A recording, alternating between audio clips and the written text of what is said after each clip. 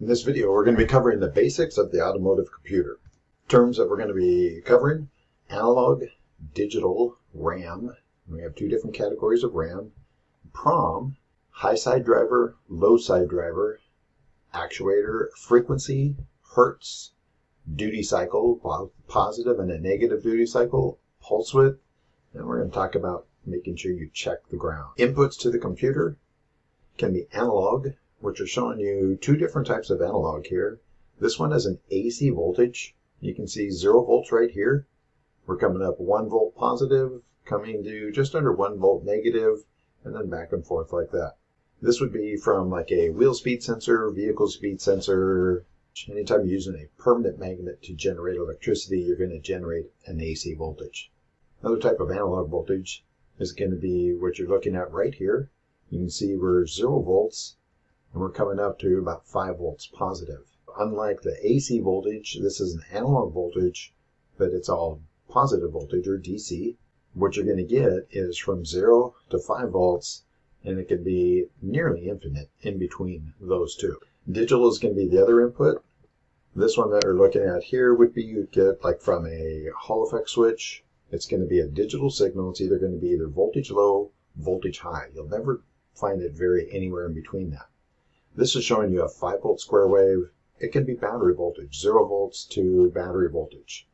This can also be an input like a switch if the computer is watching to see if something's getting turned on or off or opened or closed. Analog, digital. Inside of the computer, looking at just generically what's going to be inside of the computer. I'm going to talk about the clock first. You see that the clock has an input to each device on here. Different devices inside your computer run at different speeds. The clock is going to act as a synchronizer, keep everything working together. All the communication inside here is going to be in binary, and you may get 4 zeros, 7 zeros in a row. The microprocessor, when it's reading information from the ROM, if it gets 7 zeros in a row, it has to know that that's 7 zeros and not just 1 zero, because the voltage is just going to stay low for that period of time. That's what the clock's going to do, keep everything synchronized. Looking at the microprocessor, this is the heart of your computer. If you're dealing with a home computer, you'd be looking at Intel or AMD. We have our input interface. This is going to look at our analog and digital inputs coming into the computer. Looking at like a HVAC computer, you'd be looking at your inputs such as ambient temperature, in-car temperature, temperature request, and coolant temperature. Those inputs are going to be converted to binary. That's what this interface is going to do. The microprocessor is going to read those. The microprocessor is going to look at the ROM, which is our read-only memory. The read-only memory is going to give it basic functions, such as what I just talked about of the order of the data that's coming in there. The PROM is going to read next. The PROM, this is all information that the computer knows how to do. It's a huge lookup table. It's going to look at ambient temperature is minus 40 degrees. In-car temperature is at 62 degrees. Coolant temperature is at 62 degrees. Requested temperature is 72 degrees. Computer looks at all this, and it's going to determine from that information that, all right, I need to put the temperature full hot, need to put the air to the floor. There's no heat in the engine, so we're not going to turn the fan on yet. Then you see that the arrow goes into and out of the RAM. The computer's going to read the information in the RAM, and if it needs to, it's going to write information in the RAM. Next, it's going to read this information in the RAM. It says, hey, there's a DTC set for the ambient air temp sensor, so we can't trust that. Now it's going to change what it does because it can't trust that ambient temperature, and either it's going to do something different, or it may just say, hey, I'm not part of this, and put you into manual mode instead of automatic mode. Reads the information coming in, looks at the ROM, the PROM, the RAM, calculates what it's going to do, and then this output interface is going to change it from binary into a digital output.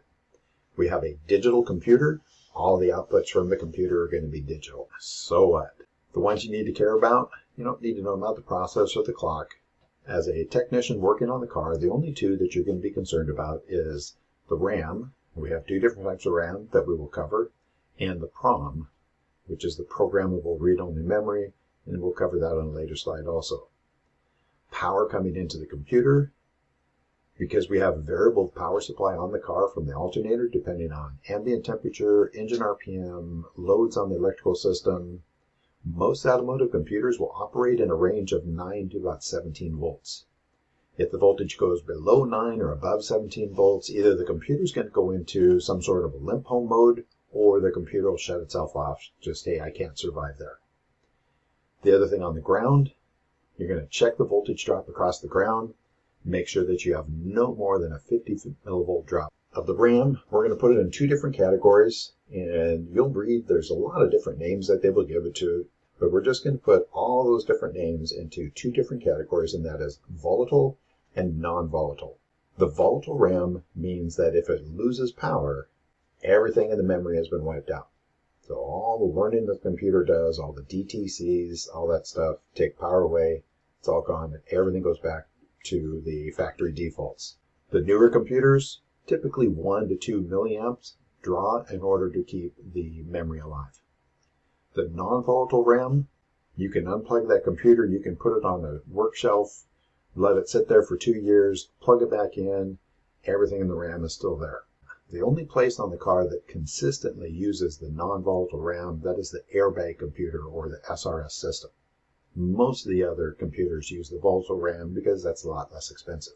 Our PROM, the early days of the automotive computers, they had a PROM that was either socketed or soldered into the computer if they needed to change the programming. So if the engineers figured out, hey, they made a mistake, if it was socketed in there, you could just replace the PROM. So you'd drop the computer out, open up a door, unplug the PROM, put a new PROM in, close it back up, and then check to make sure that everything still works. In the mid-90s, they switched over to the flash PROM or the EEPROM. And that's 2 different technologies that are used for the PROM. For you as a technician, it doesn't matter whether it uses flash technology or the electronically erasable. It's going to be categorized as an EEPROM or an erasable PROM. And that's where you're going to take your scan tool, whether it's a computer or a standalone tool. It's going to plug in. It's going to go through the security measures to make sure nobody's tampering with the system. And then it's going to reprogram the computer. RAM, volatile and non-volatile. PROM, which from mid-90s on, most of the PROMs are a flash PROM or a EEPROM. Can a computer learn? We're not going to get into a whole lot of this right now, but my answer to that is yes and no. Best way to describe this is to use the transmission computer. The example I like to use is 2 people purchase the exact same car, automatic transmission. One person is real light-footed, they just do a light to moderate acceleration. The other person has a lead foot, they're constantly pedal to the floor and driving around. Let each of them drive those cars for about a half hour or so, come back, and then switch cars. The person that has a lead foot, they get into the car of the person who has light-footed. The computer's going to shift early because it's trying to get good fuel mileage, and the shift is going to be slow if you want a nice smooth shift. So this person's going to stomp their foot to the floor, the engine's going to go and grab the next gear. And they're going to think, man, there's something terribly wrong with this car. The person who had light foot, they're going to get in that other person's car, the engine's going to rev up high, and it's going to get a quick shift and kind of snap their neck a little bit, and they're going to think the same thing, man, there's something wrong with the car. Drive the car for about 10 minutes, the computer will learn the driving habits of the person and will adjust the shifting according to how they're driving. Can the computer learn? Yes, but only what it's programmed to learn. Actuators. I'm going to define actuators as any output from a computer, even though technically that's not a correct definition. The reason being is the light, the last one on this list, is not going to produce any work. The actuator is defined as the computer doing work, but I'm going to put all 4 of these in the same category. First actuator is going to be a relay. We're using a relay because something's going to draw too much current, and we don't want that heat building up inside of the computer. Got the AC compressor down here, switch side of the relay, control side of the relay over here, we have power. Computer's going to provide ground. That little knife blade switch there is actually a transistor. Solenoid, we're going to look at the fuel injector over here, which a fuel injector is just an expensive way to say solenoid. Power at the top, coming down, computers can provide ground. Next one is a motor. Looking at this one, this is our motor here. You see 1 wire comes up to the computer. This is our throttle actuator. On the other side, it also comes up to the computer. The reason it does that on this one is because the computer provides both power on pin 16, ground on 8, and it'll provide power on 8 and ground on 16. This is a reversible DC motor. Last one, our light. This one is showing our malfunction indicator lamp, service engine soon, check engine light, whatever name. I cut it off from the picture, but this is power coming up here. This logic module, which is inside of this dash box here, provides the ground. So there's our 4 outputs from the computer that I'm going to refer to as actuators. When you hear the term driver, you just got to think of transistor. We have low side drivers, meaning the computer is going to provide ground. Most of the outputs from the computers are ground side control. We're looking at a couple of shift solenoids. Computer's going to provide ground for those. High side drivers, here's our fuel pump, and you see ground here, so the fuel pump is power side controlled, but it's power side controlled by the fuel pump relay. Now on the fuel pump relay, down here, ground coming up, no switch. Fuel pump relay is power side controlled. Manufacturers have always done this. It is a safety feature. In an accident, when metal's twisting around, you're much more likely to short a wire to ground than you are to short it to power. Fuel pump relay, power side control. 3 terms. You'll notice that there's 4 bullet points. I'm also one of those people that believes that there are 3 types of people, those who can count and those who can't. Looking at the first one here is frequency, which is cycles per second. And looking up at my image here, cycle comes from the root word of circle. With this circle here, if I bring this around like this, there's 1 cycle. Voltage goes high, voltage goes low. How many times we do that per second is our frequency. To measure frequency, we're going to measure it in hertz. You'll see the abbreviation Hz. First 2, frequency and hertz, those go together. That's the reason I'm talking about 3 terms. Hertz, which is measuring frequency, and frequency is cycles per second. Next one is duty cycle. This is on time compared to off time. Computers' outputs are digital, so it's either going to turn something on or turn something off, and we're going to vary that, refer to that as a duty cycle. In order to have a duty cycle, you have to have a fixed frequency. The last one on there is pulse width. If I'm going to vary something, turn it on and off, but I don't have a fixed frequency, I can't measure a duty cycle. The fuel injector is going to be the most common one that you're going to see on that.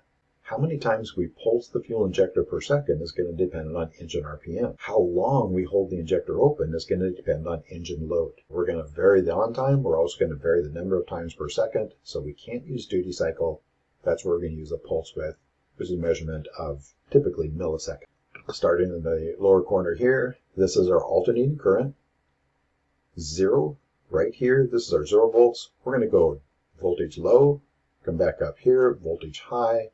There's 1 cycle. Don't get confused of looking at just coming down. It's got to start from 0, go down, come back up, back to 0. There's 1 cycle. How many times we do that per second? If you were to take a lab scope, plug it into the wall, and measure from here, you're going to see this happening 60 times per second. Coming up here, we're starting high at this point right here, coming over 1 division, comes down low, comes over 1 division, and then comes back up. From here to here, that's going to be 1 cycle. Looking at the time frame down here at the bottom, I have milliseconds, and here's 20 milliseconds, 40 milliseconds for 1 cycle. Looking up here, we're going to start with our voltage high right here. It's going to come over 1 division. Voltage is going to come low, comes over 1 more division, and voltage comes up high. From right there, that's 1 cycle. Looking at my time base down here at the bottom, you can see this is in milliseconds. I'm taking 40 milliseconds to do 1 cycle. There's 1,000 milliseconds per second. 40 into 1,000 is going to give me 25. So this is 25 hertz, 25 cycles per second. Looking at this image down here, see my time base is still the same, but now from here over to here, there's 1 cycle. So now I'm doing 1 cycle in 20 milliseconds. Here's 25 hertz. And this is 50 hertz, changing the frequency. Duty cycle is on time compared to off time, or on time versus off time. You come down here and look at this one. You see voltage is low for half a division, voltage is high for half a division. That's a 50% duty cycle because 50% of the time voltage is low, 50% of the time voltage is high. I want you to look down over here. My low voltage is actually 130 millivolts, where this looks like 0 volts is actually 130 millivolts. The outputs from the computer, a lot of times, when you see them come down to 0, they won't go completely to 0 because there's a transistor and there's a voltage drop across the transistor. My voltage high up here is 5 volts. 50% of the time the voltage is high, 50% of the time the voltage is low, average 2.5 volts. Coming down here to this next one, you'll see that my frequency is still the same. Started here, in there's one cycle, and I've got the same thing here, but now on this one, 80% of the time the voltage is low, 20% of the time the voltage is high. Now looking over at the volts. Here's my same thing for my voltage high and my voltage low, but look at my average now. I'm at 1 volt. 20% of 5 volts is 1 volt. 20% voltage high. Switch it over here. Now I'm about 20% voltage low, 80% voltage high, and 4.36 volts. My frequency doesn't vary. What I'm varying is my on time versus my off time. That's a duty cycle. Easy enough to understand if all we had was positive duty cycle, but we don't. We have a positive duty cycle and a negative duty cycle. Take a look at these two simple circuits. Power, switch on the power side, our load, and then our ground. Power side controlled, this one here, power, load, switch, ground here. So high side driver controls on the power side, low side driver controls on the ground side. However, we're going to measure the voltage in between the switch and the load. On a high side driver, when the circuit is off, the voltage is low. On a low side driver, when the circuit is off, the voltage is high. Looking down here, high side driver, I turned it on. When it's on, the voltage is high. On the low side driver, when we turn it on, our voltage is low. They're just the opposite. Looking back at this slide here, 80% of the time, voltage low, 20% of the time, voltage high. If this is a high side driver, this would be a 20% duty cycle. High side driver, 20% duty cycle. However, if I have a low side driver, when it's on, the voltage is low. When it's off, the voltage is high. Coming back up here to look, low side, off, voltage is high, on, voltage is low. If I have a low side driver, then this is an 80% duty cycle. You have to be paying attention. If you use a lab scope to look at an output from the computer, are you looking at a high side or low side driver? And that's going to determine whether you have a 20% duty cycle or an 80% duty cycle. The reason that they do this, we have a digital computer, which means we turn it on or turn it off. But what if I need it partway on? For example, let's say that I'm going to dim or brighten a light using a digital computer. They're going to go to duty cycle control. If you look at this, halfway on, I have my 2.5 volts, 20% on, I have 1 volt, 80% on, I have should have right about 4 volts. If you have a light and you duty cycle control the voltage to it, you will see the bulb react to the average. If you take a multimeter and put it on a 50% duty cycle of 5 volts, your meter is going to read 2.5 volts. The meter will average.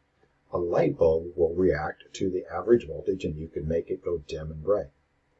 If you have a solenoid, your solenoid is going to sit there back and forth like this. As you change the duty cycle, as it goes back and forth, whatever's going through there, as you block it or open the passage up, you can change the pressure. And this is whether we're using air, which most of the time on the car we're looking at vacuum going to the engine. I can change the vacuum at a particular component. If we're dealing with hydraulics, power steering, transmission, any place that we're dealing with hydraulics, the analog brakes, the way that they're going to start releasing the brakes, duty cycle, real quick, start dropping the pressure or bringing the pressure back up. Your variable assist power steering, it's a solenoid. They just duty cycle control to adjust the amount of hydraulic assist. At least that was how it worked until we got the electronic power steering. If you're going to be dealing with computers, you've got to understand duty cycle. Hopefully you understood from this explanation. If you didn't, watch through it again or read something else. Figure out how it works because you're going to be dealing with this.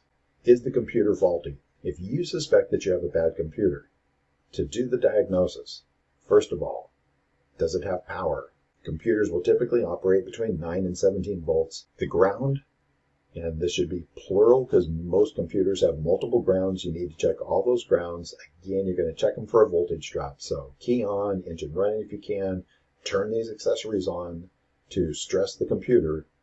Check that ground. Make sure you don't have more than a 50 millivolt drop across the ground. If you do, either repair or replace that ground wire. Once you have good power, good ground, now you go through and check all of your inputs to the computer.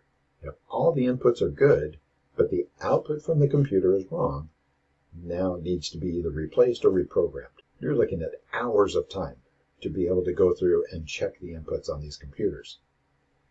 That's where a scan tool becomes so valuable. You plug the scan tool in, and you can look at these inputs to the computer in a matter of minutes. So you just went from hours of diagnostic time to minutes of diagnostic time. Don't ever question why they charge so much for a good quality scan tool, and it's because of the amount of time that it's going to save you. Here's what you need to have in your computer: analog, digital, the RAM, EEPROM, which is the most common one that you're going to be dealing with now, high side and low side drivers, actuator, hertz, duty cycle, pulse width, and again, check the grounds. While I was working at the Pontiac dealership, every time that I had to call up the technical assistant line, the first question that they would ask is, how are the grounds? I just got in the habit of, I would check the grounds before I'd ever call them. Hope this helped you, and see you next time.